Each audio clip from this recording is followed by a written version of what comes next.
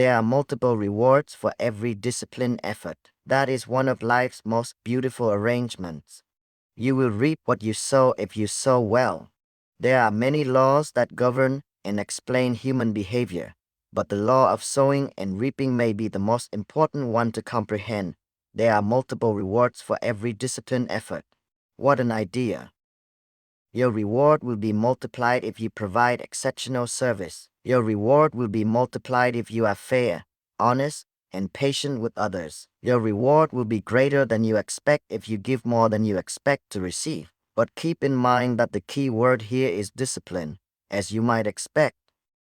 Care, attention, and discipline are required for anything of value. Our minds need to be disciplined. Our inner boundaries and codes of conduct must be consistently established, or our thoughts will become jumbled. And if our thoughts are jumbled, we will find ourselves hopelessly lost in life's maze. Confusion in the mind leads to confusion in the results. Remember the law, there are multiple rewards for every disciplined effort. Learn to write a card or a letter to a friend as a discipline. Learn the discipline of paying bills on time, showing up for appointments on time, and managing your time better. Learn to pay attention, pay your taxes, or pay yourself with the discipline of paying yourself. Learn the discipline of meeting with your coworkers, spouse, child, or parent on a regular basis.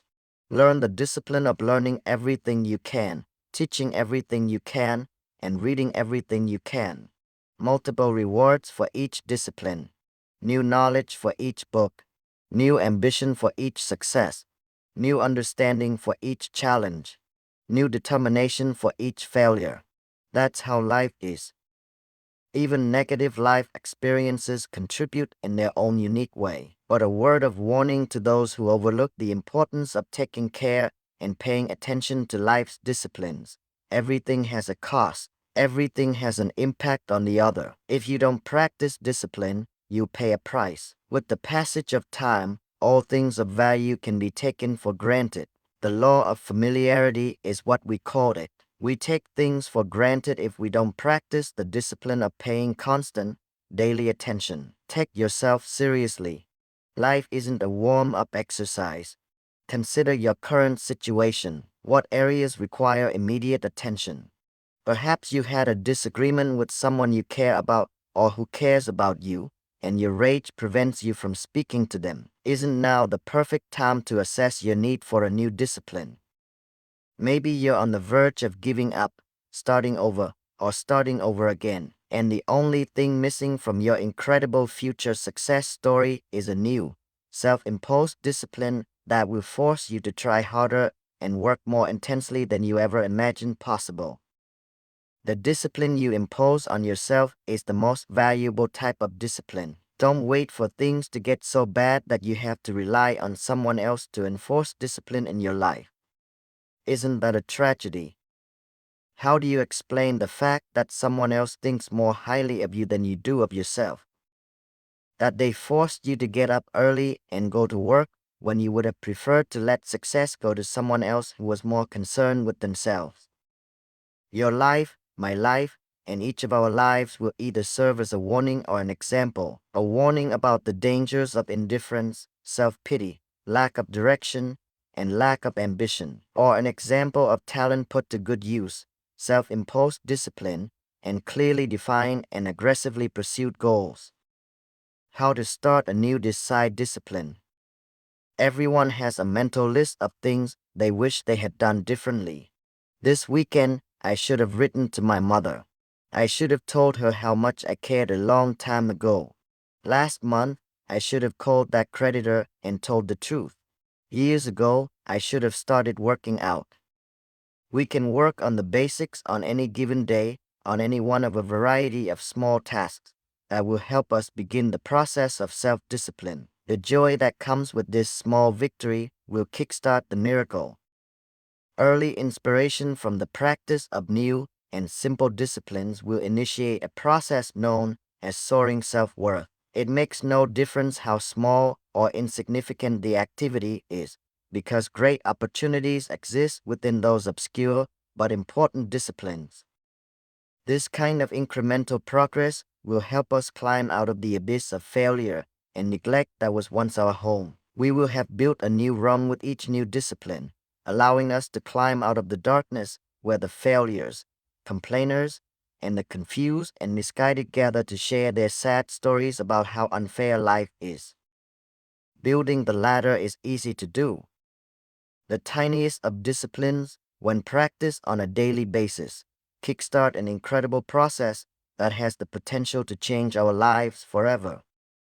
We will never master the disciplines of happiness and prosperity until we have learned to take care of the small opportunities that life presents to us. The mastery of the small disciplines is the foundation for major achievements in life. Writing a letter, cleaning the garage, and paying our bills on time all require the same mental, emotional, and philosophical muscles as running a company or managing a department. Be not weary in well-doing, for in due season you shall reap if you do not faint. A wise prophet. We won't be able to rule the city until we've conquered our spirits. We won't be able to rule the country until we can rule ourselves. We won't be able to design our future until we change our habits. We won't be able to increase our rewards until we raise our level of intelligence. The development of new disciplines within ourselves is a good place to start. That is where true success begins, by mastering the smallest details of our lives. If we will discipline ourselves to walk through those early stages of growth without neglecting any of the disciplines, we will be able to reap all of life's great rewards. We must not allow any minor activity to deprive us of our future health, wealth, friendship, or way of life. We must not allow any lapse in judgment to lead us to believe that letting the little things slide will make a significant difference. This is the only area where I am letting down on my self-discipline. We can't tell ourselves all of our other disciplines will begin to erode as a result of this only area.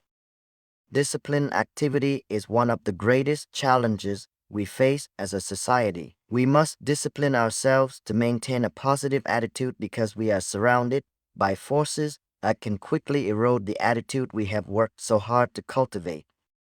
And we must discipline ourselves to turn our dreams into plans, plans into goals, and goals into the small daily activities that will lead us toward a better future, one sure step at a time. Finally, we must harness the creative potential of our minds. We must think about everything that is possible. We must remind ourselves that in order to achieve what is possible, we must sometimes take on the impossible. It is better to aim the spear at the moon and strike the eagle than to aim at the eagle and strike only a rock, wrote by ancient warrior. Planning, imagination, and intense activity are powerful forces that can drastically improve the quality of our lives. The importance of activity in one's life cannot be overstated.